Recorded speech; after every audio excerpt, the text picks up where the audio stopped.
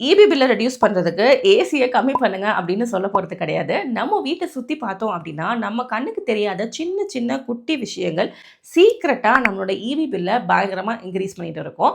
நம்ம எல்லாருக்குமே தெரியும், தமிழ்நாடை பொறுத்த வரைக்கும் ஈபி அப்படின்றது ஸ்லாப் பேசிஸில் போயிட்டுருக்கு. ஸோ ஒரு ஸ்லாபுக்கும் இன்னொரு ஸ்லாபுக்கும் பர் யூனிட் காஸ்ட் அப்படின்றது டிராஸ்டிக்காக டிஃப்ரெண்ட்டாக இருக்கிறனால இந்த வீடியோவில் உங்கள் வீட்டில் இருக்கிற அதே எக்யூப்மெண்ட்டை எப்படி ப்ராப்பராக க்ளீன் பண்ணுறது, ரைட் செட்டிங்ஸ் வைக்கிறது மூலமாக நம்மளோட ஈபி பில்லை டிராஸ்டிக்காக நம்மளால் குறைக்க முடியும். அதை தான் நம்ம இந்த வீடியோவில் பார்க்க போகிறோம். Welcome back to coffee table talks. And நான் தான் உங்கள் உமா. எல்லார் வீட்லேயும் மேக்ஸிமம் பார்த்தீங்கன்னா டிவி ப்ளக் ஆனில் தான் இருக்கும். ஆஃப் பண்ணோம் அப்படின்னா ரிமோட்டில் மட்டும் ஆஃப் பண்ணியிருப்போம். அதே மாதிரி வைஃபை அப்படின்றது நைட்டு ஃபுல்லாகவுமே ஓடும். ஏசியை கூட ரிமோட்டில் ஆஃப் பண்ணிவிட்டு ஸ்டெபிளைசரை நிறைய டைம் ஆஃப் பண்ணுறதை மறந்துடுவோம். இல்லை ஓகே அதனால் என்ன அப்படின்னு நினைப்போம். முக்கியமாக சார்ஜிங் கேபிளை அப்படியே ப்ளக்கோடையே வச்சுருப்போம். ஏன்னா சார்ஜர் தொலைஞ்சு போயிடுச்சுன்னா அப்படின்னு நம்ம நினைப்போம். இதில் எல்லாரும் என்ன ஒரு மிஸ்கன்செப்ஷன் இருக்குன்னா, நான் தான் ஆஃப் பண்ணிட்டேன்ல, கரண்ட்டு வந்து இழுக்காது அப்படின்னு நம்ம நினச்சிட்ருப்போம். பட் உண்மை என்னன்னா, கரண்ட்டு வந்து என்ன தான் நீங்கள் சுவிட்ச் ஆஃப் பண்ணியிருந்தாலும் இந்த ப்ளக்ஸு கேபிள்ஸ்லேருந்து ஒரு ஸ்டாண்ட் பை கரண்ட்டு ரொம்ப மைன்யூட் சின்ன அமௌண்ட்டில் கன்சியூம் ஆகிட்டு தான் இருக்கும். இது 1 or 2 அப்படின்னு இருக்கிறப்போ ஒரு பெரிய டிஃப்ரென்சஸ் நம்மளோட பில்லை கொண்டு வந்துடாது. பட் இதுவே நம்ம வீட்டில் நிறைய பொருட்கள் அதே மாதிரி ஸ்டாண்ட் பையில் இருந்துச்சு அப்படின்னா தென் டெஃபினட்டாக யூனிட்ஸில் நிறையா சேஞ்சஸ் கொண்டு வரும். நைட் டைமில் வைஃபை ஆஃப் பண்ணிடலாம். டிவி பார்த்து முடிச்சோடனே ரிமோட்டில் மட்டும் ஆஃப் பண்ணாமல் ப்ளக்கையும் எடுத்து விட்டுடலாம். கிச்சனில் மிக்சி, கிரைண்டர் இது எல்லாத்துக்குமே ப்ளக்கை ரிமூவ் பண்ணி சுற்றி வச்சிடலாம். அண்ட் முக்கியமாக சார்ஜிங் பண்ணுறப்போ சார்ஜரை எடுத்து ரிமூவ் பண்ணி சுற்றி ஒரு இடத்துல வச்சுட்டோம் அப்படின்னா இந்த மாதிரியான அன்னெசரி கன்சப்ஷன் வராது. யூஸ் பண்ணுறதுக்கு காசு கொடுத்தா பரவாயில்ல, யூஸ் பண்ணாததுக்கு எதுக்கு நம்ம காசு கொடுக்கணும்? ஆட்டோ கண்ணாடி திருப்பினா எப்படி ஆட்டோ ஓடும் அப்படின்ற மாதிரி இருக்கும் நான் சொல்ல போகிற அடுத்த விஷயம். ஜென்ரலாக ஃபேனில் டஸ்ட் வந்து அக்யூமுலேட் ஆகிடும். அது அக்யூமுலேட் ஆகிறப்போ ஃபேனோட ஸ்பீட் அப்படின்றது நேச்சுரலாக குறையும். ஸோ இன்கேஸ் நமக்கு 1 or 2 அப்படின்ற கம்மி ஸ்பீடே போதுமான அளவுக்கு இருக்கும். பட் இந்த ஃபேனில் இருக்கிற டஸ்ட்டுனால நம்மளோட ஸ்பீடு கம்மியாகிறனால நம்ம ஆட்டோமேட்டிக்காக ஃபேனை ஒரு 5ல் வச்சுருவோம். இதனால் என்ன ஆகும்னா பவர் கன்சப்ஷனுமே அதிகமாகும். இதை அவாய்ட் பண்ணுறதுக்கு ஆப்வியஸ்லி ஃபேனை நீட் அண்ட் க்ளீனாக மெயின்டைன் பண்ணிட்டோம் அப்படின்னாலே நம்மளோட இந்த சின்ன கண்ணுக்கு தெரியாத எக்ஸ்பென்சஸை கம்மி பண்ணலாம். உங்களால் முடிஞ்சிச்சுன்னா பிஎல்டிசி ஃபேனாக கன்வெர்ட் பண்ணிக்கலாம். அண்ட் இன்கேஸ் ஃபேன் சுற்றும் போது ஒரு மாதிரி ஷேக் ஆகுது, இல்லை சவுண்டு வருது அப்படின்றப்போ ஒரு 5 or 10 செலவழித்து அதை சரி பண்ணிட்டோம் அப்படின்னா ஒரு டிராஸ்டிக்கான ஈபி பில் வந்து நம்ம ஷாக்கார அந்த சுச்சுவேஷனை நம்ம அவாய்ட் பண்ணிக்கலாம். ஏசி ஃபில்டர் அப்படின்றது நம்ம நிறையா பேருக்கு நல்லாவே தெரியும், அதை க்ளீன் பண்ணணும், அதை நீட்டாக மெயின்டைன் பண்ணணும் அப்படின்னு. பட் நம்ம அதை செய்யவே மாட்டோம். இதனாலவே என்ன ஆகும் அப்படின்னா ஈஸியாக அந்த ரூம் கூல் ஆகும். பட் இந்த ஏசி ஃபில்டரை நம்ம க்ளீன் பண்ணாதனால ரூம் கூல் ஆகிறதுக்கு டைம் ஆகும். அண்ட் கம்ப்ரெசர் வந்து ஃபெயிலியர் ஆகும். அண்ட் வந்து நமக்கு இந்த ஏசி வந்து ஒழுங்காக வேலை செய்யலை அப்படின்ற ஒரு இன்டென்ஷன் வரும். சர்வீஸ்மேன் வந்து ஏசியை க்ளீன் பண்ணி நீட்டாக போட்ட பிறகு நமக்கு ரொம்ப நல்லா இருக்கிற மாதிரி இருக்கும். பட் இதை நாமளே நம்ம வீட்டில் அழகாக பண்ணிடலாம். ஃப்ரிட்ஜை வந்து அடிக்கடி திறந்தா கரண்ட் கன்சப்ஷன் ஆகும் அப்படின்றது நிறைய பேருக்கு தெரியும். பட் ஃப்ரிட்ஜில் இருக்கிற அந்த கேஸ்கெட் வந்து ப்ராப்பராக லாக் ஆகாட்டி கூட கரண்ட் பில் அதை விட அதிகமாகும். நம்ம நிறைய பேர் அதை கவனிச்சிருக்கவே மாட்டோம். சம்டைம்ஸ் ஃப்ரிட்ஜை க்ளோஸ் பண்ணும் போது அதை ப்ராப்பராக க்ளோஸ் ஆகாமல் கொஞ்சம் லூஸாக இருக்கும். இதனாலேயே நமக்கு கரண்ட் பில் அதிகமாக வர்றதுக்கு நிறையா சான்சஸ் இருக்குது. ஃப்ரிட்ஜை சுற்றி நம்ம வென்டிலேட்டடாக வைக்கிறது அண்ட் ஃப்ரிட்ஜுக்கு பின்னாடி தூசி சேராமல் தடுக்கிறது, இந்த மாதிரியான விஷயங்கள் செய்கிறது மூலமாக நம்ம ஃப்ரிட்ஜால் வர கரண்ட் கன்சப்ஷன் அப்படின்றது ரொம்பவே கம்மியாகும். ஃப்ரிட்ஜை வந்து ஒரு டம்பிங் யார்ட் மாதிரி வச்சுக்காமல் அதை ப்ராப்பராக ஆர்கனைஸ் பண்ணி நம்ம வச்சோம் அப்படின்னா அந்த ஏர் ஃப்ளோ அண்ட் சர்க்குலேஷன் ஃப்ரிட்ஜில் நல்லாயிருக்கும். அண்ட் அந்த ஃப்ரிட்ஜுக்கு நிறையா கஷ்டப்பட்டு வேலை செய்யணும் அப்படின்ற அந்த எண்ணமும் வராது.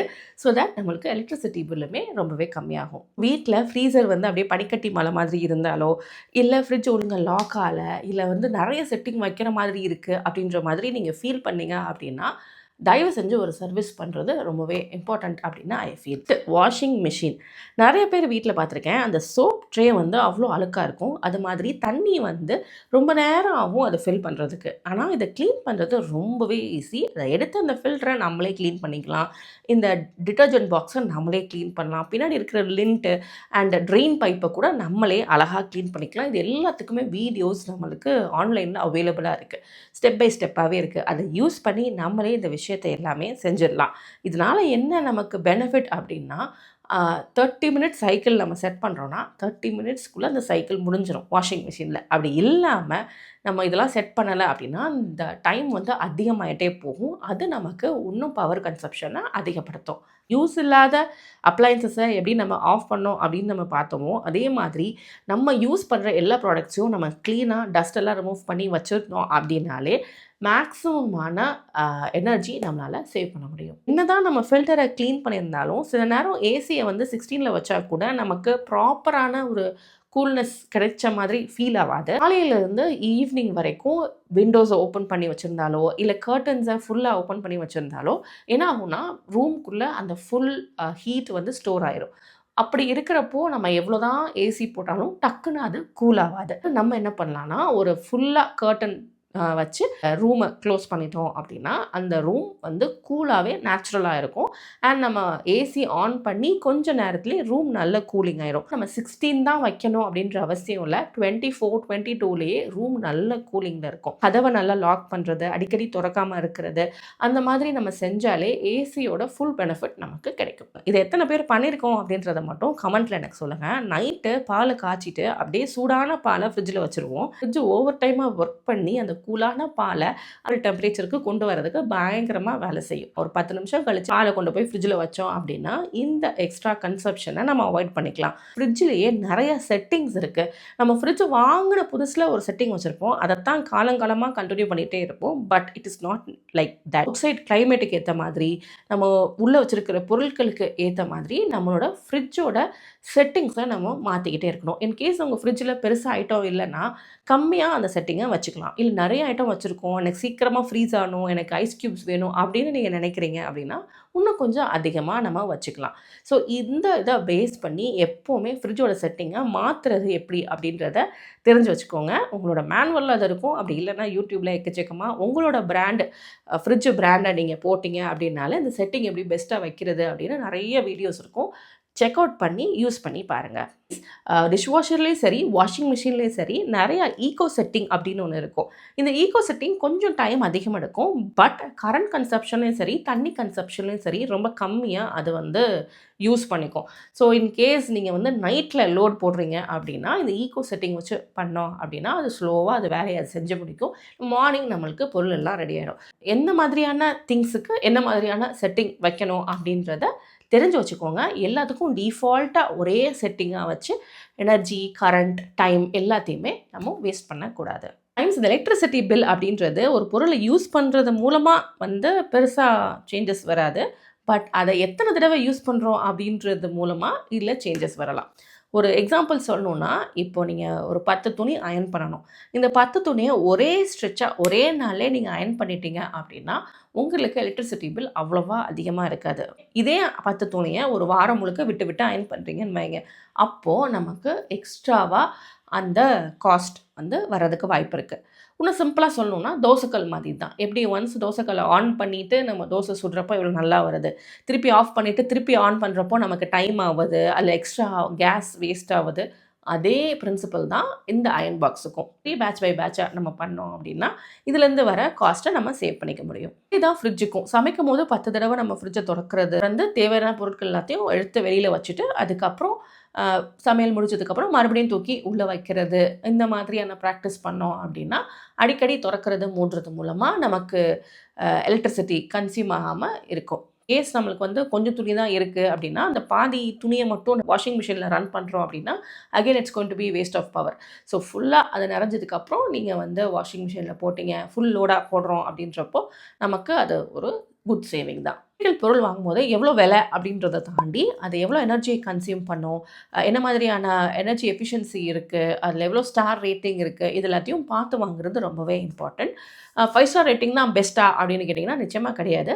நம்ம வீட்டில் அந்த பொருளை எப்படி யூஸ் பண்ணுறோம், எவ்வளோ நேரம் யூஸ் பண்ண போகிறோம், யார் யார் யூஸ் பண்ண போகிறாங்க அப்படின்றத பேஸ் பண்ணி நம்ம அந்த டெசிஷன்ஸை சேஞ்ச் பண்ணிக்கலாம். கரண்ட் பில் அதிகமாகிடுச்சுன்னா உடனே ஏசி இல்லை ஃப்ரிட்ஜு மேலே நம்ம பழி தூக்கி போட்டுருவோம். பட் ஆனஸ்ட்லி நம்ம என்ன பார்க்கணும் அப்படின்னா என்னென்ன பொருள் நம்ம வீட்டில் இருக்குது அண்ட் எது ரொம்ப நேரமாக யூஸ் பண்ணப்படுது, எதை நம்ம ப்ராப்பராக மெயின்டைன் பண்ணலை, இந்த மாதிரியான விஷயங்களை கொஞ்சம் செக் பண்ணோம் அப்படின்னாலே நமக்கு இந்த திடீர் இபி பில் ஷாக்ஸ் வந்து வராமல் இருக்கும். Remember these 5 systems. க்ளீன் பண்ணுறது, ஏசி, ஃபேன் பிளேட் இது எல்லாத்தையும் க்ளீன் பண்ணி வைக்கிறது மூலமாக நம்மளால் எலக்ட்ரிசிட்டியை கம்மி பண்ண முடியும். செட்டிங், ப்ராப்பரான செட்டிங் பண்ணுறது மூலமாக நம்மளால் எலக்ட்ரிசிட்டி பில்லை சேவ் பண்ண முடியும். கரெக்டான யூஸ், அதாவது பேட்சிங் பண்ணி யூஸ் பண்ணுறது, ஃபுல் லோடில் யூஸ் பண்ணுறது மாதிரியான சில விஷயங்கள் நம்ம செய்கிறது மூலமாக எலக்ட்ரிசிட்டியை சேவ் பண்ண முடியும். ஸ்மார்ட்டாக வாங்குறது, efficiency, star rating, units consumption இது எல்லாத்தையும் பார்த்து இந்த பொருள் வாங்கினாலும் நம்ம வாங்கினோம் அப்படின்னா அகெயின் நம்மளால் எலக்ட்ரிசிட்டியை சேவ் பண்ண முடியும். ட்ராக் பண்ணுறது ரொம்பவே முக்கியம். எவ்வளோ அமௌண்ட் வருது அப்படின்றது முக்கியம் கிடையாது, எவ்வளோ யூனிட்ஸ் நம்ம கன்சியூம் பண்ணியிருக்கோம் அப்படின்றது ஆக்சுவலி ரொம்பவே முக்கியமான ஒரு விஷயம். அதை எப்போவுமே ட்ராக் பண்ணி வச்சுக்கிறது நல்லது. சேவ் எலக்ட்ரிசிட்டி அப்படின்னா அதை எலக்ட்ரிசிட்டி யூஸ் பண்ணாமல் இருட்டில் உட்காரணும் அப்படின்ற அவசியம் இல்லை. எஃபிஷியண்ட்டாக எலக்ட்ரிசிட்டியை யூஸ் பண்ணுறது மூலமாக நம்மளால் எலக்ட்ரிசிட்டி பில்லை சேவ் பண்ண முடியும். பில் இன்க்ரீஸ் ஆகிட்டே இருக்குன்னா அது ஒரு பெரிய சேஞ்சஸ்னால வந்திருக்காது. இந்த மாதிரி சின்ன சின்ன ஹேபிட்ஸை நம்ம நோட் பண்ணாமல் இருக்கிறது மூலமாக கூட வரலாம். ஆஸ் ஹோம் மேக்கர்ஸ் நம்ம வீட்டில் இருக்கிறப்போ நம்மளால் இது எல்லாத்தையும் கரெக்ட் பண்ணிக்க முடியும். ஸோ அவேராக இருந்துக்கோங்க, இது எல்லாத்தையுமே கரெக்ட் பண்ண ட்ரை பண்ணுங்கள். நம்ம பார்த்த இவ்வளோ விஷயத்தில் ஏதாவது ஒன்று உங்களுக்கு யூஸ்ஃபுல்லாக இருக்கிற மாதிரி இருந்துச்சுன்னா அதை மறக்காமல் மென்ஷன் பண்ணுங்கள். Smart money tips and home making டிப்ஸை நான் தொடர்ந்து ஷேர் பண்ணிகிட்டே இருக்கிறேன். காஃபி டேபிள் டாக்ஸில் எவ்ரி வெனஸ்டே வீடியோஸ் வந்துட்டு இருக்கும். அண்ட் அடுத்த 2 வீடியோ பர் வீக்கும் போடுறதுக்கு ட்ரை பண்ணிகிட்டு இருக்கிறேன். ஸோ மறக்காமல் சப்ஸ்கிரைப் பண்ணி வச்சுக்கோங்க. அண்ட் இன்ஸ்டாகிராம்லேயும் நான் டெய்லி கண்டென்ட் போட்டுட்ருக்கிறேன். You can follow me there also. Bye.